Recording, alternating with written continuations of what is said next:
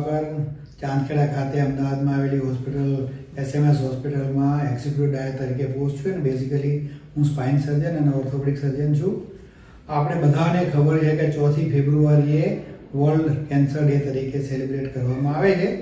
કેન્સરને વિશે બધાને ખબર છે કે જૂના જમાનામાં કેન્સર એટલે કેન્સર એવું માનવામાં આવતું હતું, પણ આજના જમાનામાં સારી સારવાર ઉપલબ્ધ થવાથી જે કેન્સરની જે ગાંઠ છે અને એનું તમે સર્જરી, દવા અને બીજી બધી કિમોથેરાપીને લો તો એમાં સારા રિઝલ્ટ મળે છે અને જે 5 વર્ષનો એનો જીવવાનો જે રેટ છે એ પહેલાં કરતાં ખૂબ જ ઊંચો ગયેલો છે અને લોકોને સારવારથી એની જિંદગી બચાવી શકાય છે. 2 પ્રકારની ગાંઠ હોય છે, એમાં એક સાદી ગાંઠ હોય અને બીજી કેન્સરની ગાંઠ હોય છે. સાદી ગાંઠમાં તમને એનું કોઈને બહુ મોટી થતી નથી ને એની સર્જરી કરવાથી એમાં શરીરમાં કોઈ પણ જાતનું નુકસાન થતું નથી અને આગળ જેમ કેન્સર થાય એવું વિચારી શકાતું નથી.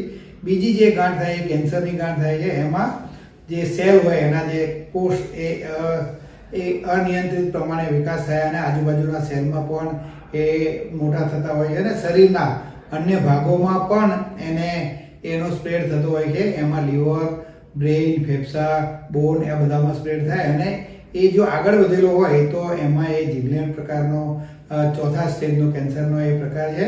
પણ જો આપણે વહેલા લોકોને અવેરનેસ કરીએ, આજકાલ તો અવેરનેસની ખૂબ જ જરૂરિયાત છે. તમે 40 વર્ષ પછી અવેરનેસ ચાલુ થાય છે અને એમાં બધા પ્રકારનું બહેનો માટે મેમોગ્રાફી છે, સર્વાઇકલ પેપ સ્મિયર કરાવવાનું હોય છે અને બીજા ઓરલ સર્જરી માટેના એ બધા જો ટેસ્ટ કરાવીએ અને એના પ્રમાણે એમને ખબર પડે તો આપણે એમાં વહેલા એની સારવાર ચાલુ કરાવી શકીએ.